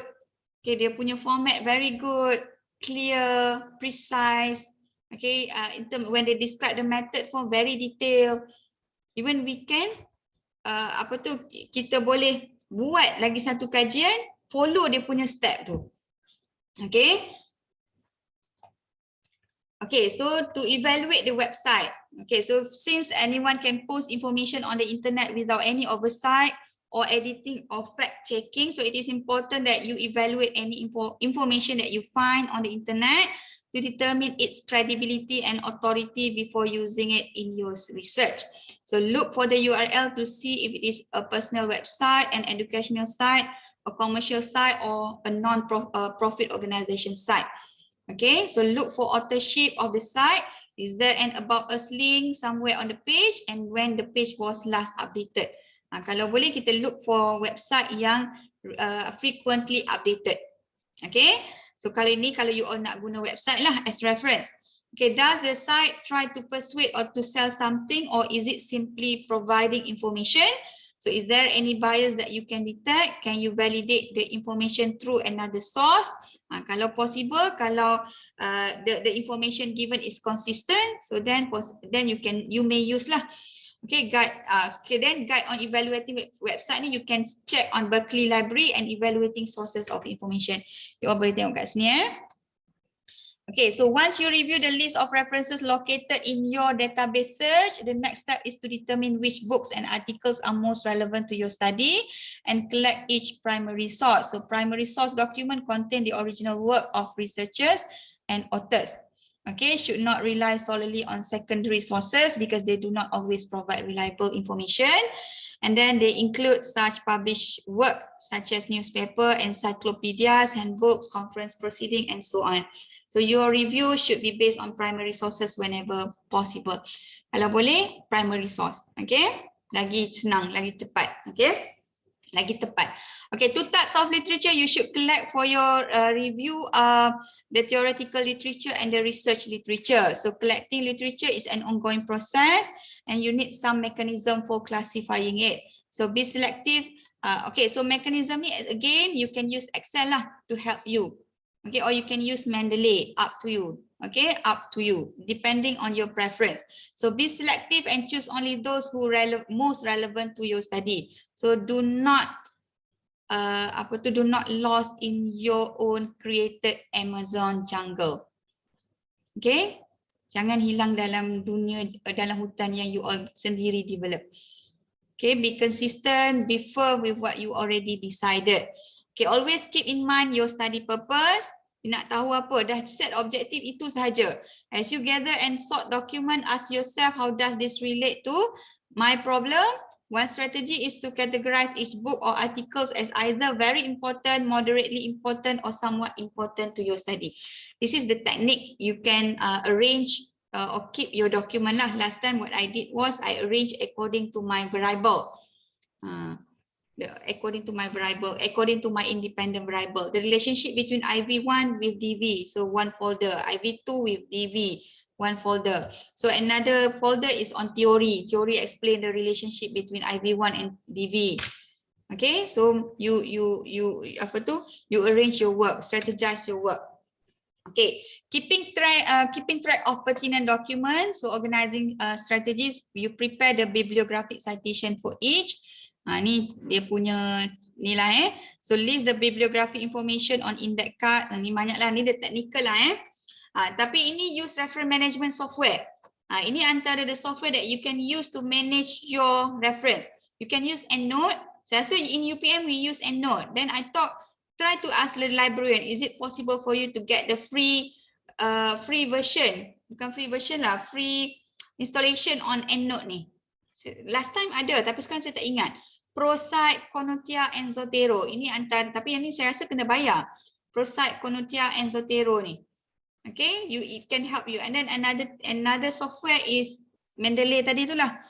Okay, then Microsoft Word pun boleh. Macam yang saya ajar sebelum ni pun boleh juga. Okay.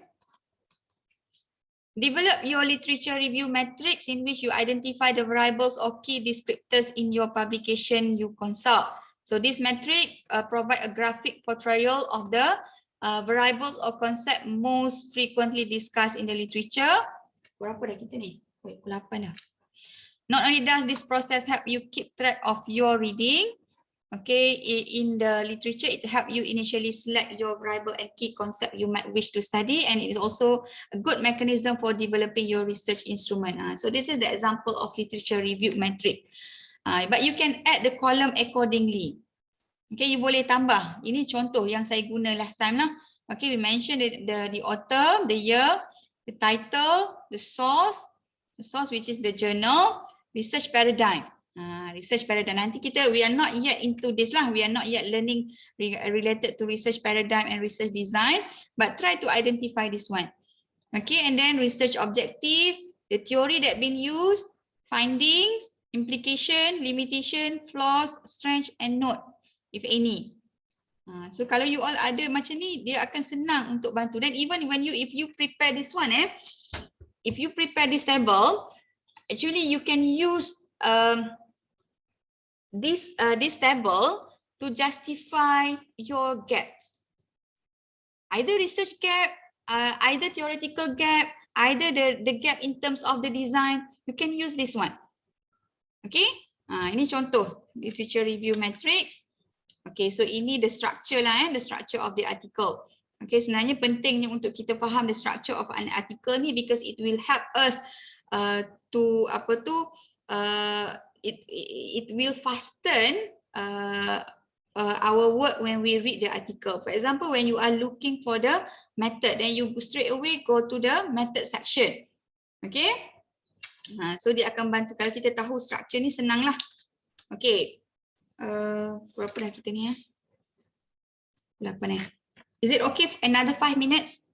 5 minit lagi sikit lagi Okay, so critically read and analyze the literature. So when you read your literature, read literature critically. Do not plainly read your literature. And then I do understand some of us might have problem or difficulties to understand the article when they first time read the article. Memang susah nak faham. I even last time when I did my literature review, it took me 3 times. Saya kena baca 3 kali baru saya faham. Memang ambil masa. Okay, take your time. Okay. And then this involves questioning.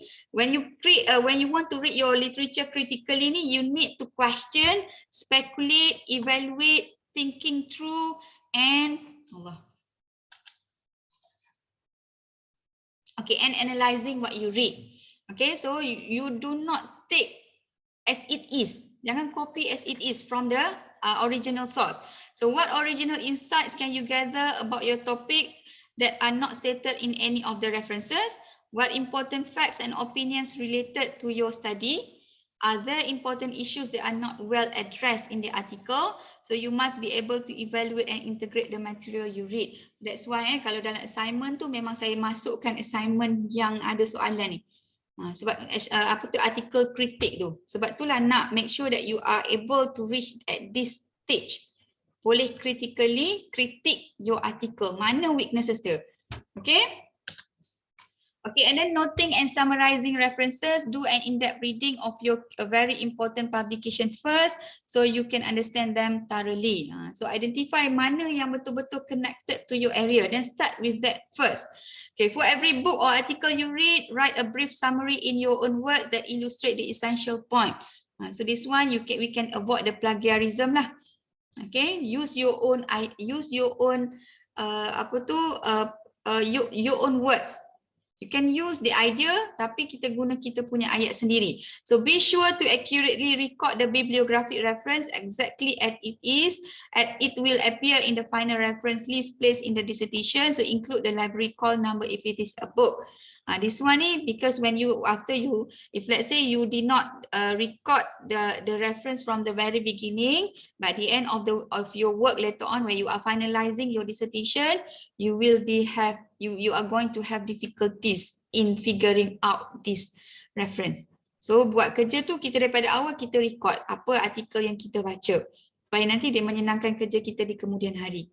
Okay, so basically when whatever that you cite, it must be available in your reference.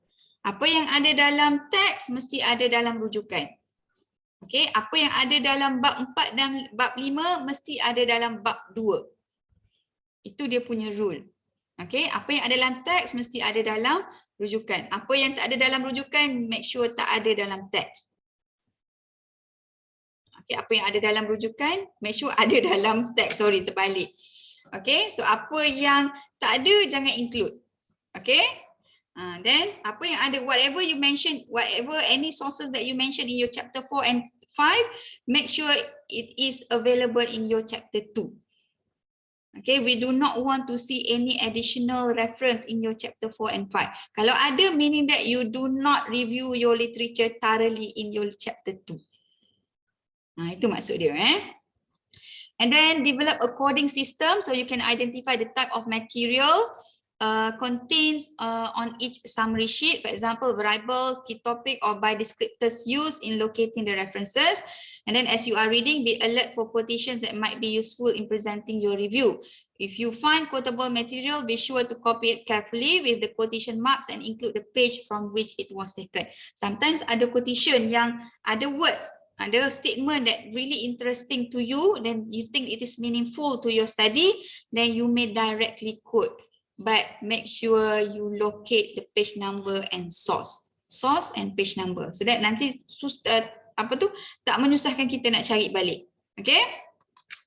And then place your summaries in a computer file and then print it out, leaving white margin. So you now have a complete record of what the literature stated about the variable or key concept in your study. Read through your summaries and look for important themes, big issues, commonalities, and differences. Make notations in the margins of your summary sheet. So this provide the basis for developing a logical, coherent outline. So saya rasa saya stop kat situlah dulu. Okay, this one insyaAllah next week. Okay, is there any more question? Dia ada technical tapi hopefully it is meaningful to you lah, useful to you. Okay, is there any question before we stop? Dr. Naomi. Yes. Sorry, I got few requests from our classmates. They want me to ask you. No, they want me to ask you. Is it possible for us to get an extension for our assignment and chapter 1 to 3 submission deadline? Possible. Okay, guys, I already asked. Okay, Alhamdulillah. Thank you, Dr. Possible. One more thing, Doktor. Yeah. Doktor, terima kasih lah bulan mulia ni bagi kita postpone. Sebenarnya satu lagi assignment doktor berkenaan yang research article analysis dan research article kritik. Kalau ikutkan dalam doktor punya slide tu, submission by week 7, which is this week. Is it possible also that we extend it possible. Yeah, possible. Okay, possible. No worries, possible. Thank you, Doktor. Tahu kan, kita dah lama tak raya, so we fully celebrate our raya, so no worries. Okay, possible. As long as you just submit. Submit je. Thank you so much. Okay. Tak boleh raya. Apa dia? Thank you. Ada yang tak boleh raya lagi ni? Okay, kita sambung raya. Raya sebulan. Sempat lagi. Okay, thank you, Doktor. Welcome. Okay, ada lagi soalan lain? Doctor, I just want to ask, how reliable the journal that we find in the Google Scholar? How reliable? Okay, I cannot determine all the reliability of all articles, because to me, what I did, even though me at the stage of not saying an expert, but still learning, but at this stage pun I always check. Even though I want to cite the articles from the Google Scholar, but I always go search through the main page or the website of the journal. Saya akan tengok balik. Okay, for example, contoh.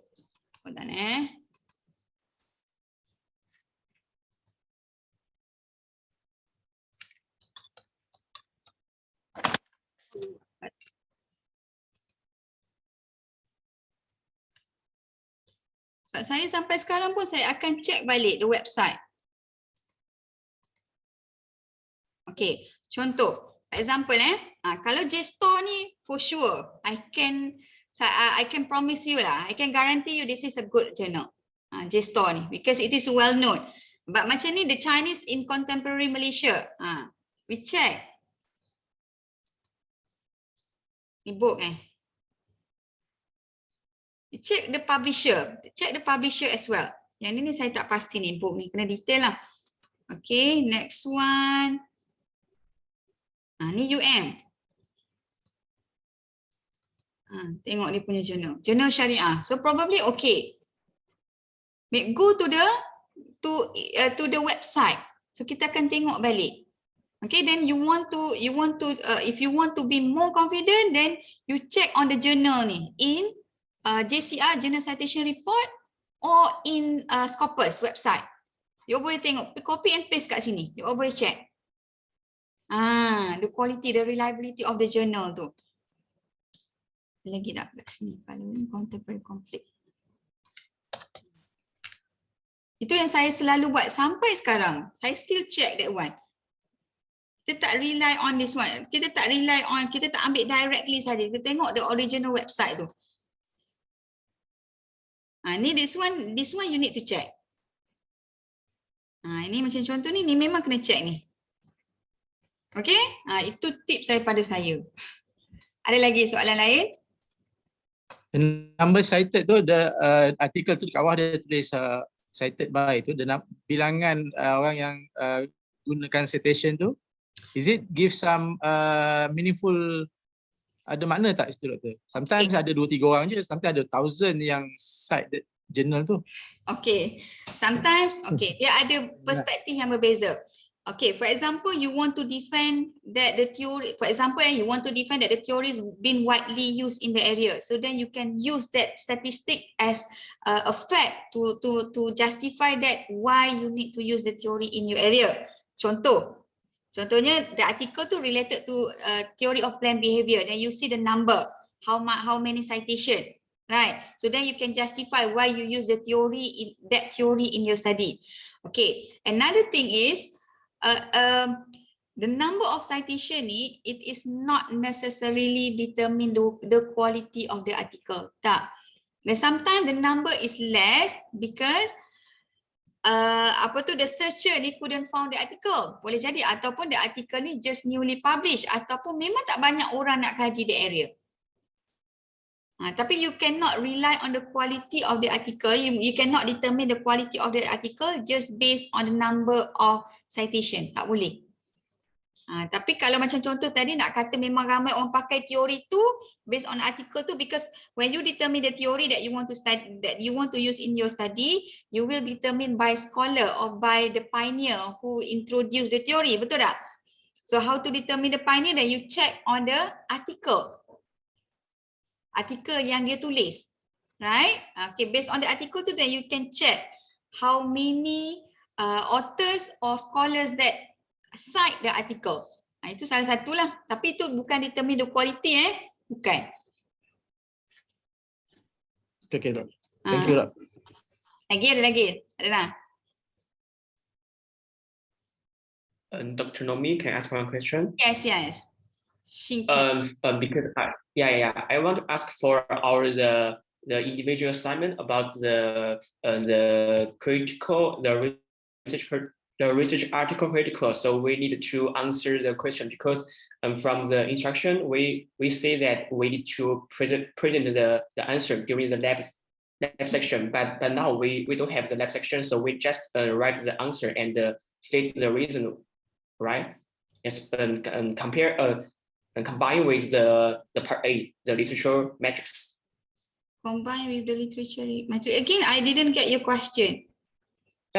Because the individual assignment, so we have the part A and part B. Okay. Part A is the literature review matrix, and the part B is to answer some question about the research article critical. So I want to ask, so if we need to combine the whole answer in one field or in one something like that. You want to combine the answer in one document or different document, is it? Yeah. Okay. Yeah, because for the critique, different document. For the analysis, different document. For the analysis too, I strongly recommend you to use Excel sheet. Okay. Then you can submit the assignment to in Excel. Hantar je dalam Excel. Okay. But for the critique, you submit in Word document, Microsoft Word. So because in so I know, so because in the instruction, so we no need to present now, so we just write the answer. Yeah, just write the answer. No need to present. Okay. We do not. I don't think that we have ample time for presentation. I do hope that we have ample time for your presentation at the end of the semester, at least on your study sikit lah, a little bit on your area. Tu je. Kalau kita ada masa. Tapi saya tak rasa kita sempat ni.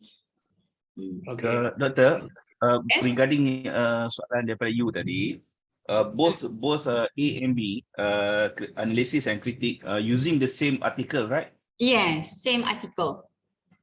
Alright, okay. Thank you, Doktor. Dah. Habis dah. Tak perlu submit artikel tu kan, Doktor? Article must be submitted, yes. Article kena submit. Letak, just insert in one folder in the shared folder tu, you just create one folder on the article, Okay, then just insert inside it. Oh. Okay, done? Done, so thank you so much for today, guys. So see you again next week. So take care. Assalamualaikum. Assalamualaikum. Salam. Waalaikumsalam. Thank you. Thank you, Doctor.